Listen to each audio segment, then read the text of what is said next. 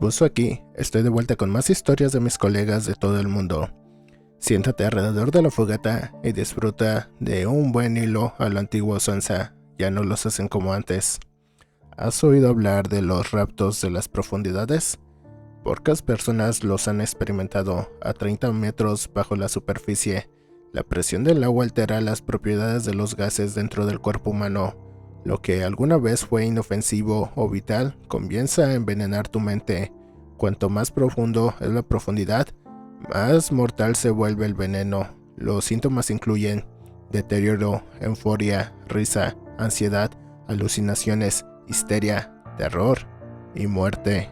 Y sin embargo, todavía nos aventuramos en estas profundidades, arriesgando nuestras vidas y nuestras mentes, profundizando en un lugar donde la barrera de la mente y la realidad se vuelven delgadas. Aquellos de nosotros que regresamos solo podemos traer con nosotros recuerdos de ese mundo extraño bajo las olas. Estos son algunos de esos recuerdos, cuentos más allá de las profundidades de la locura.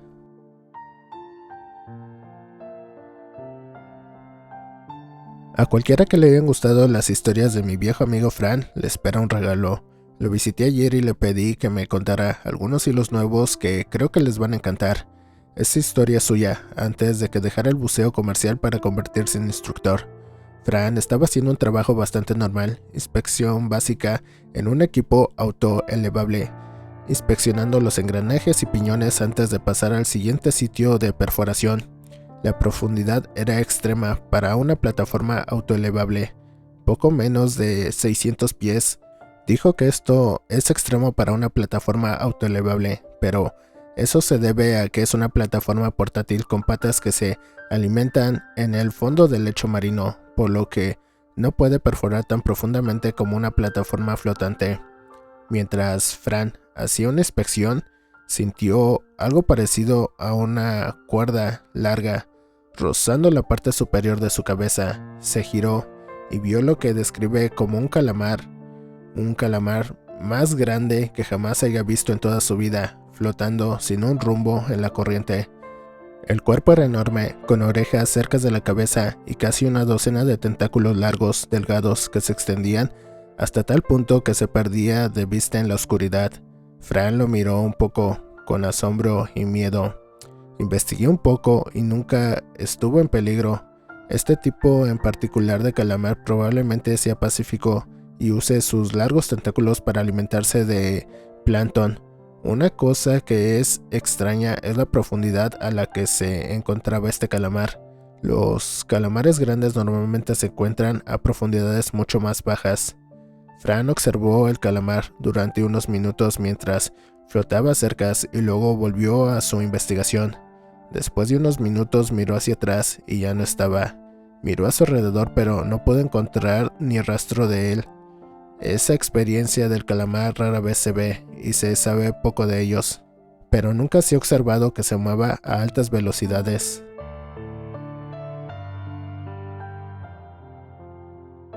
Es posible que desees no participar en el próximo si tienes una fobia combinada con las profundidades del mar y las arañas. Ahora bien, las arañas no son del tipo de cosas que crees que encontrarías en el océano. Sé que hay especies de arañas acuáticas, pero suelen ser muy pequeñas y viven en estanques.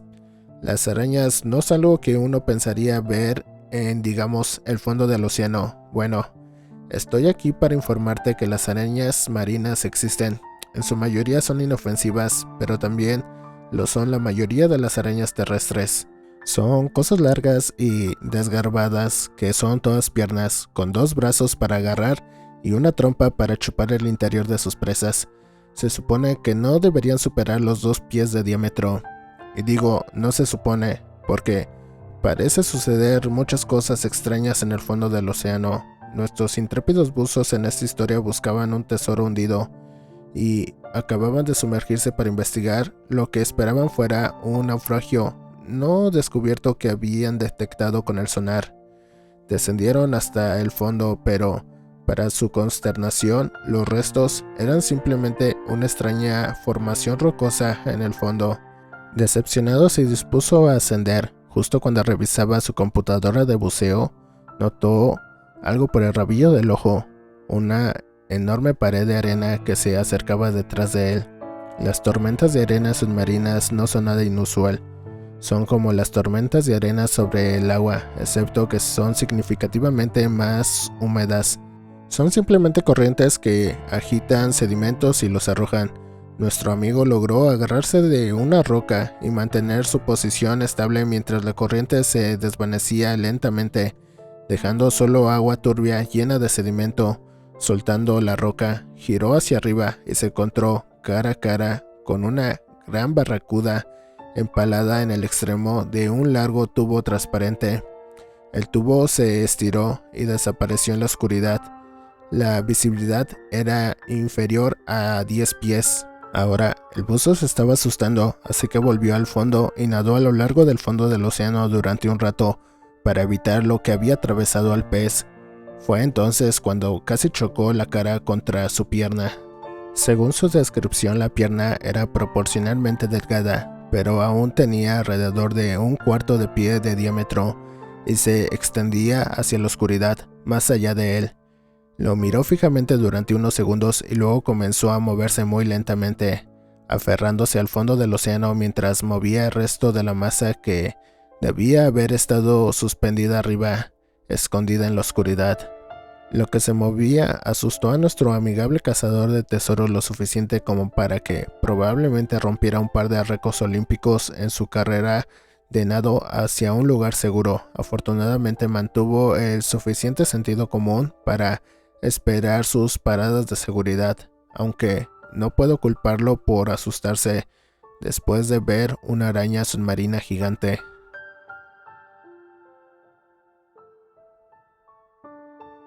La siguiente historia es mía. Es un poco mundano en lo que suele ser las historias de estos hilos. Nada sobrenatural o desconocido en absoluto, solo una inmersión normal con algo de vida marina normal. Es posible que hayas notado que el pez que desafortunadamente fue ensartado por una araña marina gigante en mi última historia era una barracuda. Y lo has adivinado, esta historia trata sobre una barracuda. Tiene muy mala reputación, lo cual en cierto modo está justificado. Pueden llegar a ser grandes, alrededor de 7 pies de largo. Tienen una boca llena de dientes gigantes afilados que pueden destrozar la carne como cuchillos y tienden a cazar en manadas enormes. Y hay todo tipo de historias de personas que fueron atacadas por ellas. En verdad es que las barracudas han sido algo difamadas por los medios y los rumores. Rara vez atacan a los humanos. La mayoría de los casos de ataques se deben a que los peces confunden un objeto brillante que cuelga como un collar o una pulsera con comida, o a que los pescadores con arpón intentan arrebatarle su captura a un pez que no coopera. Por supuesto, esas son todas las racionalizaciones que se me pasaban por la cabeza cuando una manada de barracudas de 6 pies de largo comenzó a seguirme durante una inmersión nocturna. ¿Por qué buceaba de noche? Te preguntarás. ¿Por qué carajos un hombre en su sano juicio haría eso?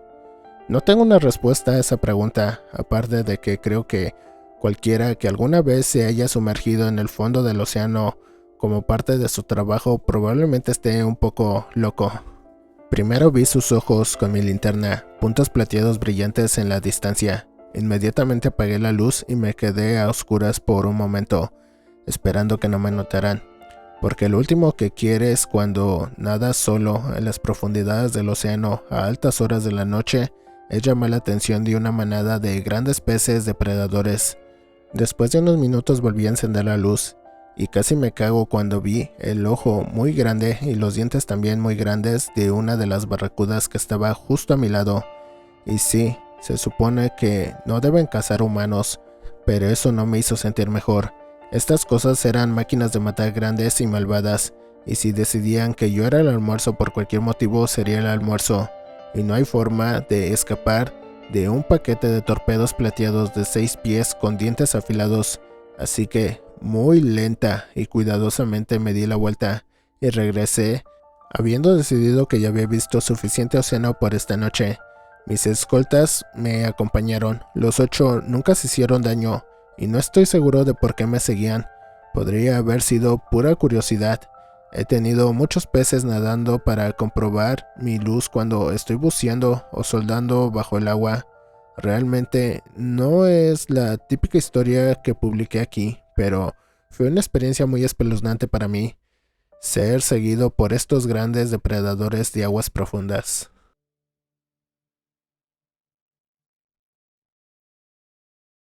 La siguiente historia no es de un buzo, sino de un tipo que estaba trabajando en uno de esos grandes cruceros de vacaciones.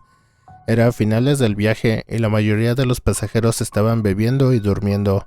Este tipo era cocinero y había terminado su turno, simplemente estaba relajándose en su cubierta y observando los delfines brillantes nadando en el agua junto al barco. Si eso te sorprendió, existe este tipo de plancton que brilla cuando se mueve, creando este brillo fascinante alrededor de cualquier objeto en movimiento cercano. Es genial. Recomendaría encarecidamente a cualquier persona interesada en el mar que se vaya de vacaciones a un lugar que tenga playas resplandecientes. Es genial y también muy romántico. Explicaciones aparte, nuestro intrépido cocinero estaba sentado en la barandilla observando a los delfines dejar rastros brillantes en el agua junto al barco. Es el tipo de cosas que hacen que valga la pena trabajar en el mar. Todo el aburrimiento y la soledad. Desafortunadamente, después de unos minutos los delfines se fueron y el chef se quedó solo con sus pensamientos. Fue entonces cuando se dio cuenta de que ahora había algo más nadando junto al barco. Fuera de lo que fuera, era grande. No podía ver la forma con demasiada claridad porque estaba bastante por debajo de la superficie, pero los plantos brillantes le dio una visión aproximada del contorno. Lo describió como largo, de forma serpentina y de al menos 30 metros de largo, si no más. Lo observó seguir al barco durante un trecho antes de que se hundiera más y se perdiera de vista. Siguiendo con el tema de las luces bajo el agua, tengo otra historia del mismo cocinero. No hay mucho en este, pero creo que sigue siendo interesante. Afirmó haber visto múltiples ocasiones una luz brillante, inexplicablemente proviene de debajo del océano, diferentes colores, a veces rojo, verde o amarillo brillante. Lo describió como algo completamente diferente al plancton resplandeciente. Las luces aparecían y desaparecían. A veces algunas se quedaban ahí, resplandeciendo o parpadeando. Algunas de ellas permanecían en su lugar, otras seguían al barco o se movían en patrones erráticos. Una se acercó lo suficiente para verla mejor y vio un orbe brillante flotando justo sobre la superficie del océano, que luego se alejó del barco a velocidad extremadamente alta. He oído hablar de cosas similares en muchos marineros y nunca he oído hablar de una explicación científica satisfactoria. Todavía se desconocen muchas cosas sobre el mar, incluso en la superficie.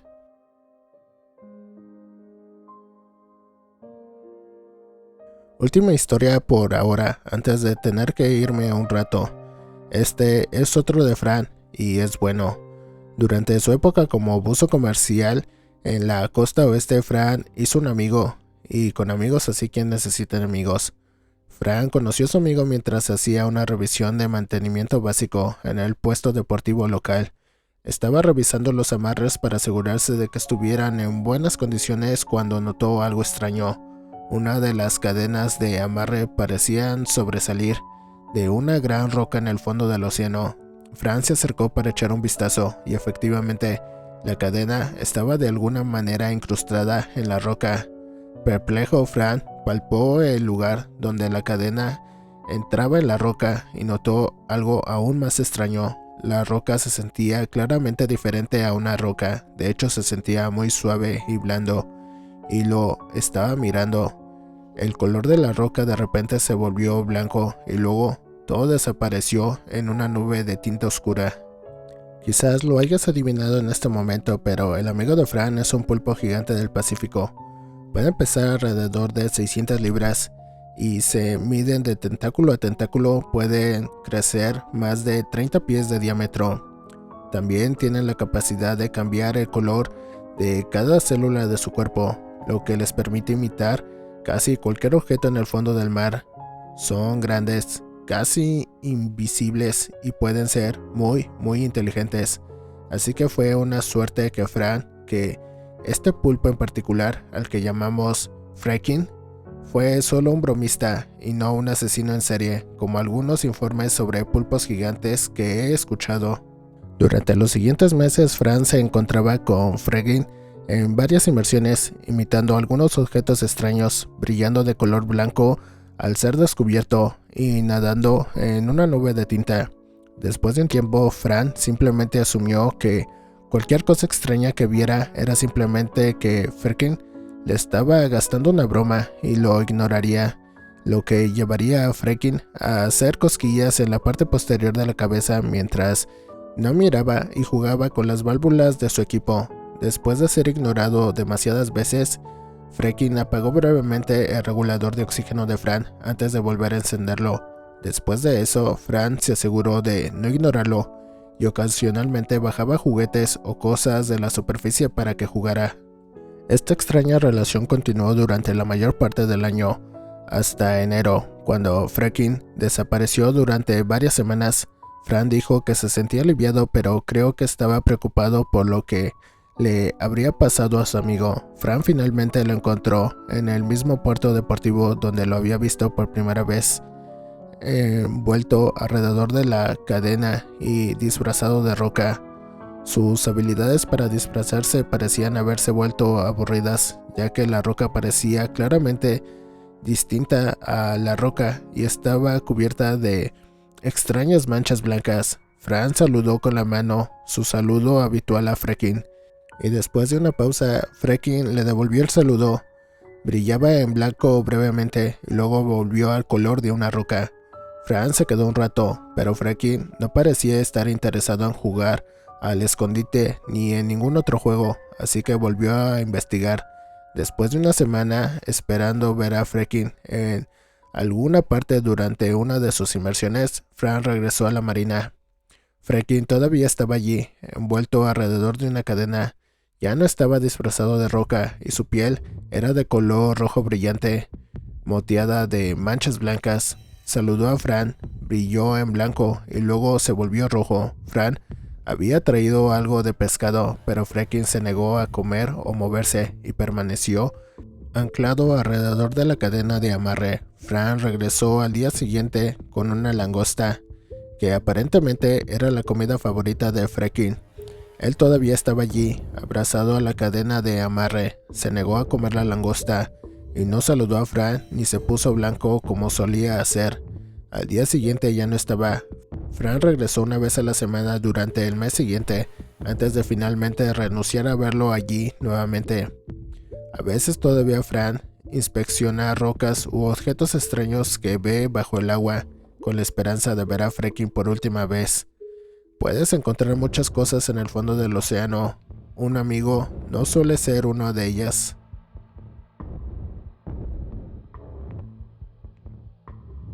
El último para esta semana, pero dejé uno de los mejores para el final. Una vez más, esta historia viene de nuestro intrépido cazador de tesoros, lo llamaré Carl.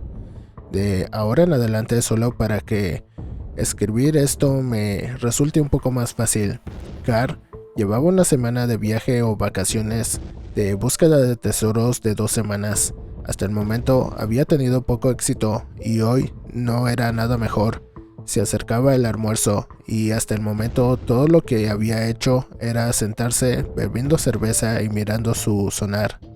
Finalmente ve algo que despierta su interés. Un objeto largo con forma de poste que sobresale del fondo del océano y está apoyado contra una especie de gran afloramiento rocoso. La mayoría de las veces Carl dice que cosas como esta en el sonar terminan siendo solo un viejo árbol anegado que se hunde hasta el fondo, pero siempre existe la posibilidad de que sea el mástil de un barco hundido hace mucho tiempo, que fue destrozado por la corriente submarina, sus tesoros y artefactos esparcidos por el fondo del mar.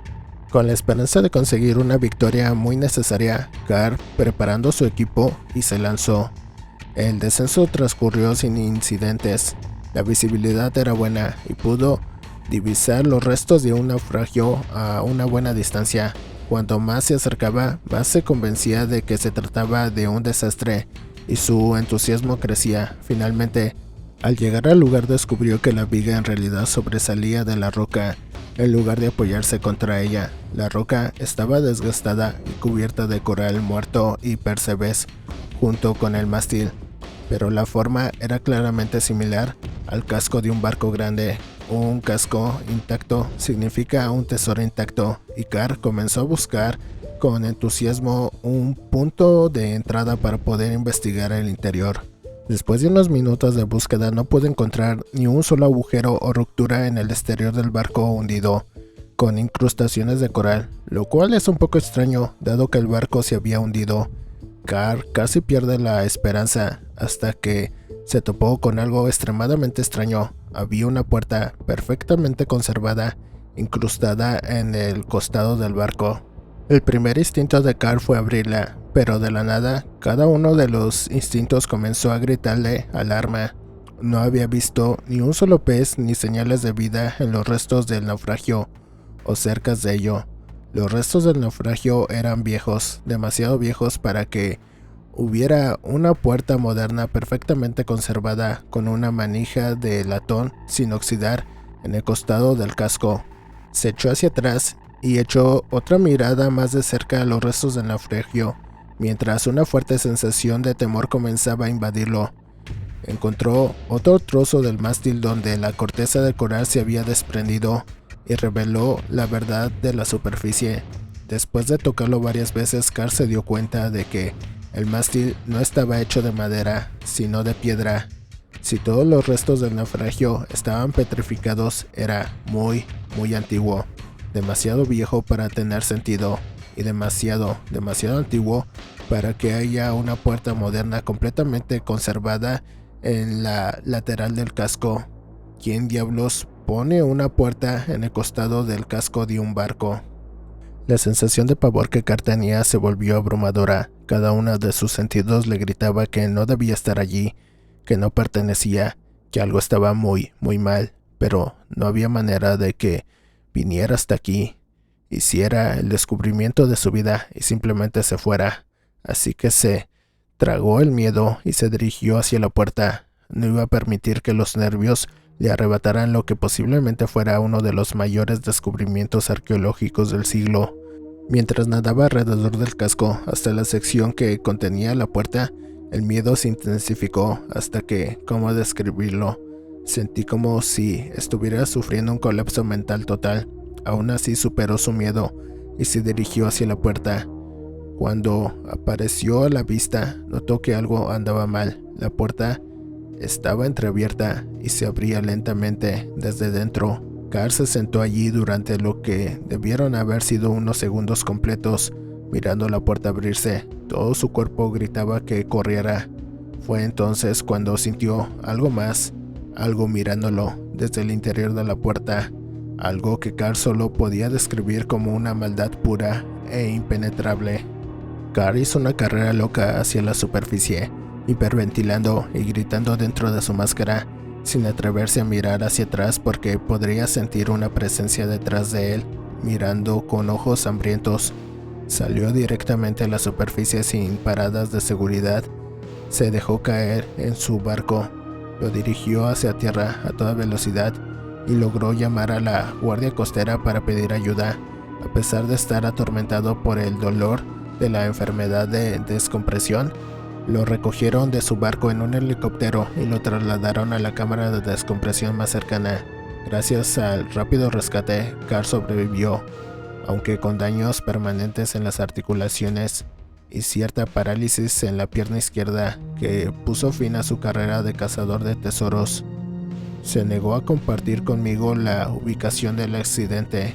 Algunas cosas en el fondo del océano no deben encontrarse. Y con esto terminamos este hilo de Aguas Profundas Desterrados. Ya saben, chicos, si les gustan las historias de 4chan, dense una vuelta por el canal, tenemos varias historias. No olviden suscribirse y dejar su like, que la verdad eso me ayudaría mucho para llegar a mi meta. Y como siempre, desterrados, nos vemos hasta el próximo video y tengan cuidado allá afuera. Bye.